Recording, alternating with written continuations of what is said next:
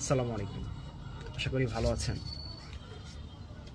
আমি সরোয়ার হোসেন স্যার এবং আসিফ মাহতাব বসুকে নিয়ে অলরেডি একটা ভিডিও করছি। যারা দেখছেন, না দেখলে সমস্যা নেই। তো যেটা কনসার্ন সেটা হলো তাদের দুজনের বিরুদ্ধে পুরো বামপাড়া অ্যাক্টিভিজমে নেমে গেছে এবং তারা তাদের দুজনের বিরুদ্ধে প্রোপাগান্ডা ছড়াচ্ছে এবং সাফওয়ান চৌধুরী রিবেল নামে যেই বিকৃত মনা trans activist, so-called trans activist, তো তার সে যে হত্যার হুমকি দিছে এই দুজনকে, আসিফ মাহতাব বসু এবং মোহাম্মদ সরোয়ার হোসেন স্যারকে, সেটার পক্ষে ন্যারেটিভ তৈরি করে দিচ্ছে। আপনারা অলরেডি জানেন যে জুনায়েদ সাকিব এর পক্ষে বিবৃতি দিছে এবং ছাত্র ইউনিয়নও বিবৃতি দিছে। তো এটা আসলে একটা উদ্বেগজনক অবস্থায় আছে।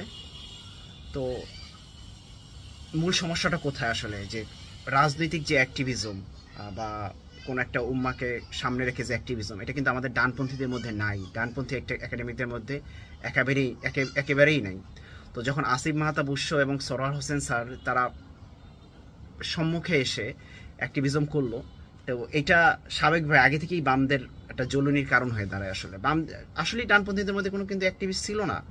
ডানপন্থীদের মধ্যে শিক্ষক ছিল, সে হয়তো মাদ্রাসার জন্য খেদমত করছে, বাট পলিটিক্যালি রাষ্ট্রের জন্য সে আসলে ওরকমভাবে খেদমত করতে পারে নাই। ডানপন্থীদের জন্য আগে যারা শিক্ষক ছিল তারা হয়তো বা বুদ্ধিভিত্তিকভাবে কিছু কাজ করার চেষ্টা করছে, কিন্তু পলিটিক্যালি কখনো অ্যাক্টিভ হইতে পারে নাই, বা পলিটিক্যালি কোনো মতবাদকে তারা ওরকমভাবে চ্যালেঞ্জ করার জন্য সামনে আসে নাই। তো এটা আসিফ মাহতাব বসু এবং মোহাম্মদ সরোয়ার হোসেন স্যারের উপস্থিতি তাদের জন্য খুবই জরুরির কারণ হয়ে দাঁড়াচ্ছে এবং তারা এটাকে একটা সুযোগ হিসেবে গ্রহণ করতে চাচ্ছে।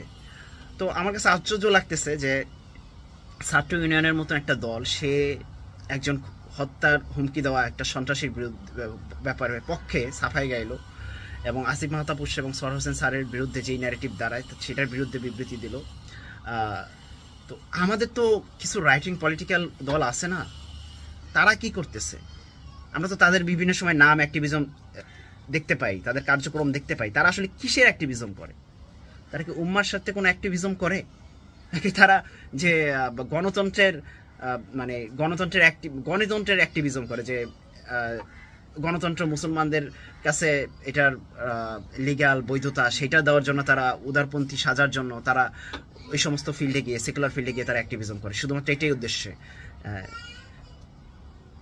ছাত্র শিবির আছে, সোফার কোনো বিবৃতি পায় নাই। দেন ইসলামী শাসনতন্ত্র ছাত্র আন্দোলন আছে, সোফার কোনো বিবৃতি পায়নি, কোনো অ্যাক্টিভিজম পায়নি এই ব্যাপারে, আগেও কখনো পায়নি। এরা কি করে এরা কিসের জন্য দল করে আমি নিজেও জানি না, ঠিক আছে? কিন্তু ছাত্র ইউনিয়নের 2 মিনিট ভাবতে সময় লাগে না।